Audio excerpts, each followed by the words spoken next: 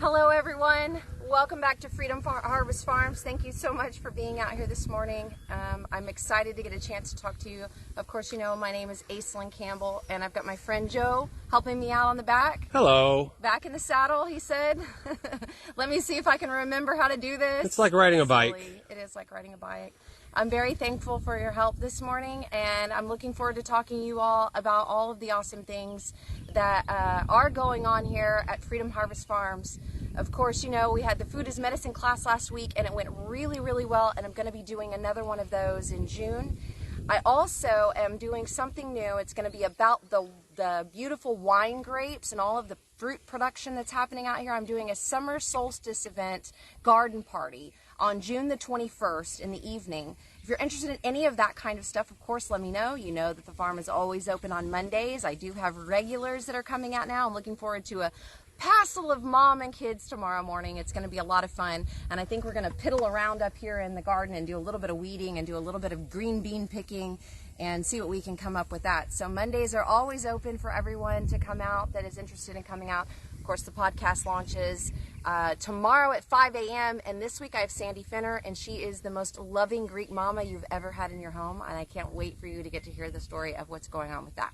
So let's get to today's business, because we have been over the last 2 weeks focused on the principles of permaculture. You guys know I'm liking to pick up these little series and really do some more focused learning, because now we've got the infrastructure to show you what's going on and put it in place with the principles, okay? So let's go through each one of those principles we've talked about over the first couple of weeks.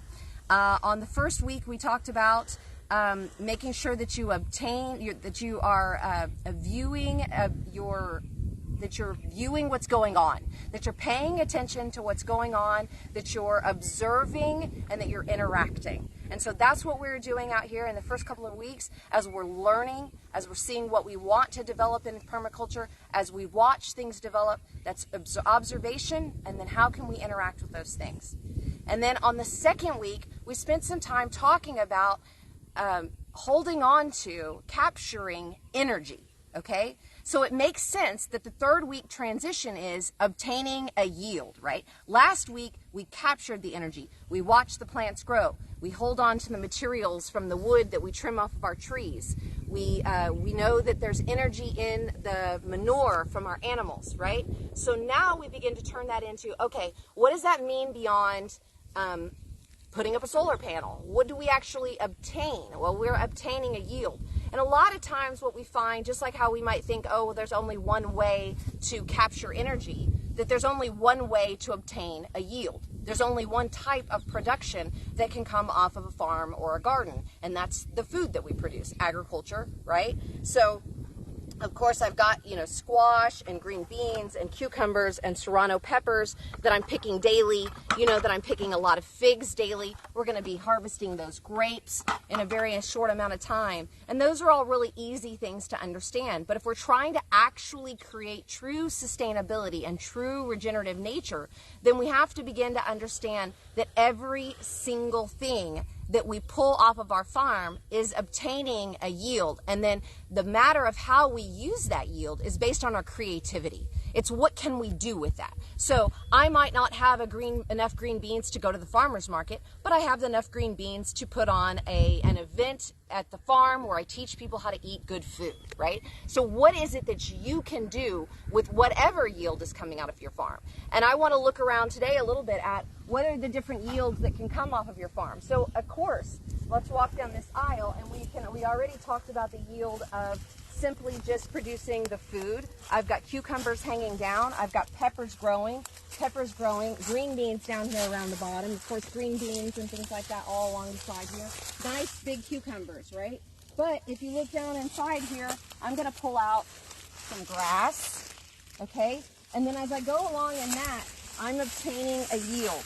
And this is another yield, because what I've learned is, especially this mallow right here, is that my rabbits, whom I'm feeding, love that. Now, one of the questions people oftentimes ask me about, how do I get rid of the pests? And it's almost as if that's human nature, and the way we've been coded and taught is that first thing you do is kill everything, right? That's what you've been taught, just kill it all. right? Get rid of it, clean it. You come into a new home, clean, get rid of, kill, throw away. That's how we're supposed to do it. Rather than the first principle of permaculture, which is to observe. And what I'm observing is that my rabbits are loving a lot of these different types of greens that we have out here, which means that the bunny rabbits that I've noticed haven't been causing me problems in my gardens, and I've just basically left them alone.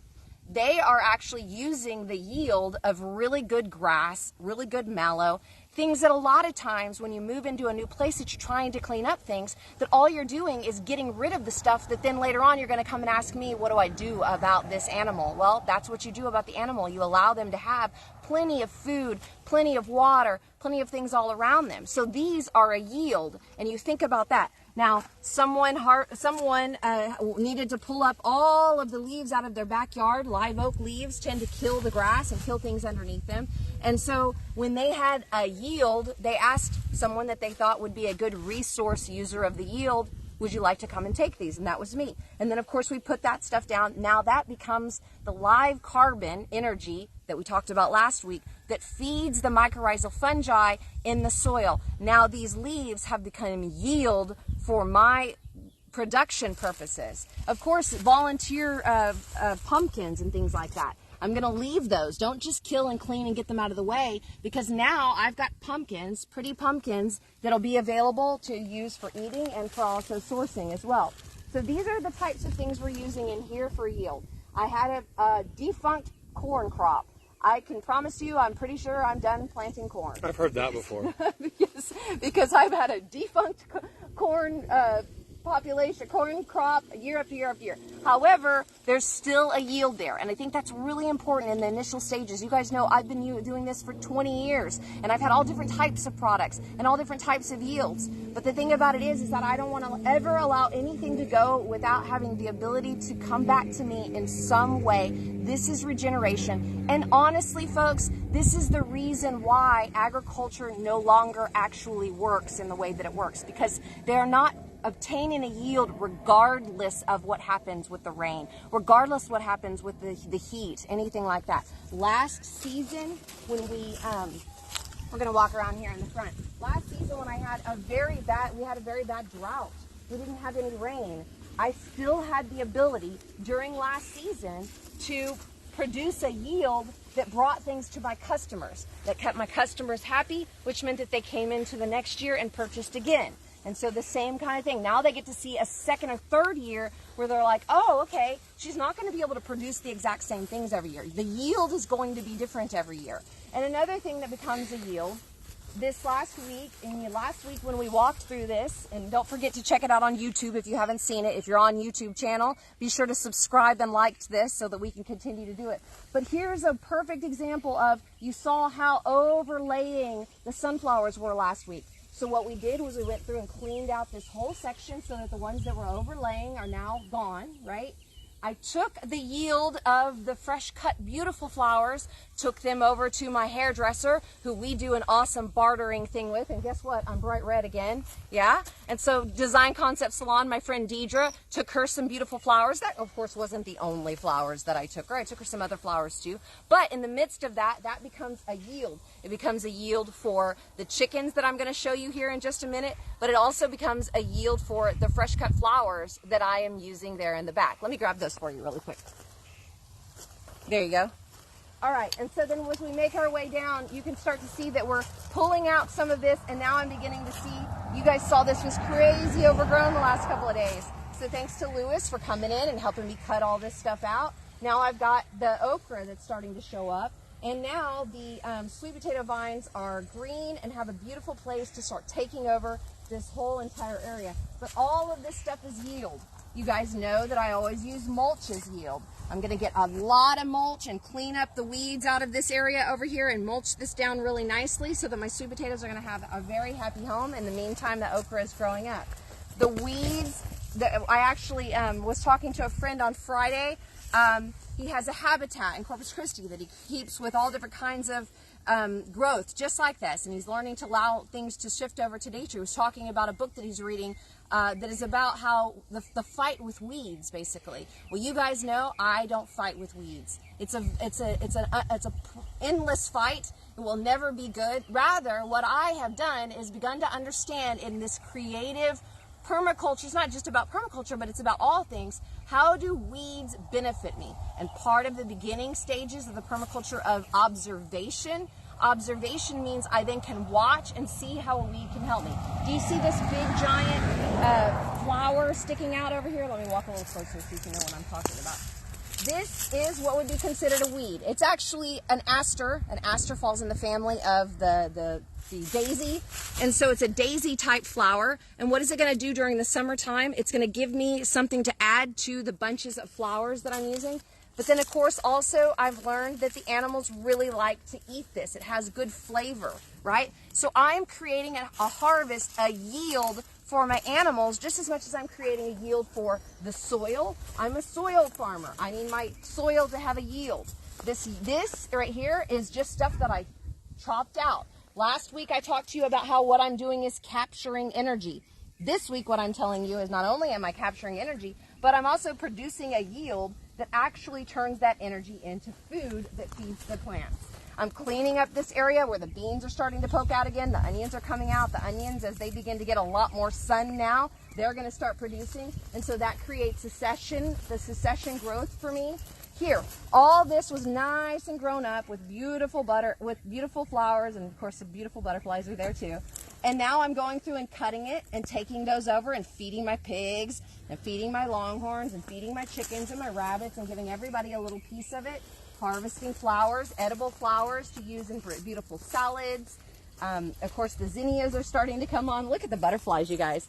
And here's the thing. That little pretty butterfly right there loves to eat sunflowers. And it will actually massacre the leaves of a sunflower. But I've got plenty of sunflowers for them to eat on. I've got plenty of sunflowers for them to, that's their yield. And so, do I argue with caterpillars? Do I fight with the weeds? No. I allow them to have their place and I obtain a yield from them. I actually benefit from what nature has done and provided for me in abundance. So everything becomes about obtaining a yield. And that's the thing that you'll begin to find, that even if you're not a farmer or a production farmer, you are going to want to, not only for other people, but for yourself. You're going to want to be able to see an actual return on investment. You're always going to want to see a return on investment, because that's going to mean that you're going to be able to get a lot more understanding of why that $50 organic tomato that you grew is actually worth it more. And this is one of the things that I'm constantly talking about. If you haven't had a chance to see the TEDx talk that I did in 2020, where I talked about my garden as a sanctuary, this is basically what I'm saying, is that everything can feed back to you, but you have to get creative and thinking about all the different ways it can feed back to you. One of the things that I often would run into at the Learning Garden was that a lot of people would always talk about how much clay we have. We have this beautiful pond in the back of the farm here because we have really good clay. That is obtaining a yield when you use the clay to benefit you. At the Learning Garden, a lot of times people would like to come and press out, and I'm sure that Tevin, what's called Keepers of the Garden now, and I'm sure that Tevin Gray is still working out these types of projects where the kiddos or whomever are coming out and using those to make plates, to cook on the fire pit, to put their pizzas on top of. So using the yield of the soil that you're in, everything has a yield for us to use. And so, of course, right now, I've got like nice coverage for the watermelons that are growing up inside there. And then eventually I'll be able to go in and clean out a little bit more of that. Using the yields of the mulch you can see around the trees. Eventually, and we're going to talk a lot more about this over the next year, I think, but figs have become the fruit that we know that we can count on. We can count on during drought. We can definitely count on after beautiful rain years and freezes and things like that. And so after observation, years of observation and watching how does a specific tree yield best from the property that you're on. So that's the thing. If I'm obtaining yield, well, then I want to make sure that the plants that I'm growing have the best yield based on what they can do with my property. Because you're allowing your plants to turn everything into a yield for you. Coming back here, you're going to see that, of course, I've got the yield of the chickens and how the chickens contribute. Now, of course, the first thing you're going to think about, oh, of course, chickens lay eggs, right? But the fact of the matter is that if you really get into understanding how the chickens work on your farm, you're going to learn that most of the time they're not actually producing enough yield to benefit the cost of the organic feed that you're feeding them, unless you're using their yield for many different ways. And it's the same thing about rabbits. A lot of people will talk about, of course, using rabbits for meat, but there's also a lot of people that use rabbit fur to make different types of things. So every single thing has a yield. Of course, the shade, that's a yield I need to consider. All of this shade is good for my plants to have a little bit of shade in the summertime. So I'm using the yield of the actual wind protection and the shade. I'm not just using the food, okay? And then we talk about getting creative with yield. Well, amaranth that I planted all along this has several yields. Of course, it's a gluten-free grain that's going to be great for my birds or for me when I get creative enough to change and break that stuff up and actually use it for some sort of a yield of food, right? That's something I'll be learning about and observing. This is a very nice crop of amaranth that I've had this year. It's in a place where I'm not seeing a lot of insect disturbance currently, so I'm doing more observation of that plant than anything else. And then in the meantime, while I'm learning from it, maybe I let the harvest go too long. Maybe I let it mold. Maybe I don't handle everything correctly. And I'm talking about this because I know that that's what you're dealing with. You think that every single thing that you do is a potential failure because you didn't do it perfect the first time.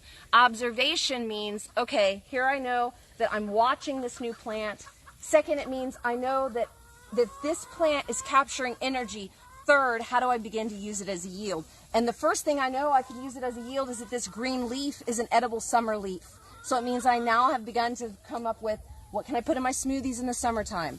What can I use for different types of salads? If I want to make chicken Florentine in the summertime, what's a green that I can use instead of spinach? So I know that I've got a yield out of this even as I'm observing the plant to get its highest yield, its most beneficial yield from it. And then, of course, when it comes to the chickens, all you have to do is look at their pen, and you can see that one of the yields we use is any extra food. Any extra food that comes out of this house. We had a party here at the farm last weekend, and I had 2 bucket loads of food that came from a party event, plus a giant cake. And the chickens were just happy to have a cake. I swore that they were like the ladies in the lunchroom, like, whose birthday is it? I don't know. Here, come have a bite of the cake. Oh, that's so good. And then there was the chicken that was in the middle of the cake, like splashing around in the cake, like, yay, it's cake day.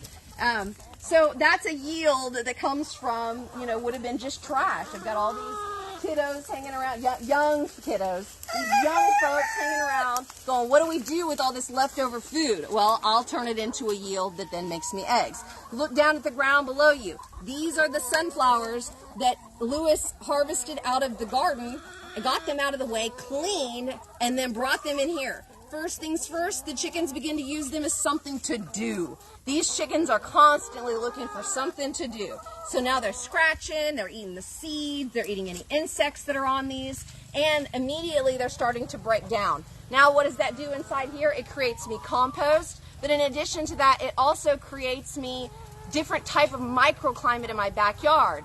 In the summertime, it's actually cooler. You can feel the cooler difference, Joe? It's actually cooler. Of course, that has something to do with the shade and a little bit of they were having some cloud coverage, so you're feeling a shift. But what happens is that this is actually going to be cooler in the summertime, and then it's going to be warmer in the wintertime, and it's just going to be a healthier space out here. And there's lots of ways that the permaculture techniques have taught us that you can begin to use a composting bin. This is hilarious. Now we have Rooster and Kai-Shin coming at each other, playing through the fence. They probably play through the fence together regularly. Kai-Shin's like, play with me. And that rooster's like, I'm going to get you. Mm-hmm. When that rooster had to have its wings trimmed because he would fly over the fence, and then the chick, at that point, Kai-Shin didn't think that rooster was so cool. So, yeah, so different ways that you can use, that you can create heat by creating a compost bin close to a place that you hang out in your backyard in the wintertime. There's all different ways that you can creatively come up with how to obtain a yield. And when you begin to think about your garden that way, that the garden can provide shade for you, a comfortable place to sit, that the garden can create a beautiful place for you to sit and watch the birds.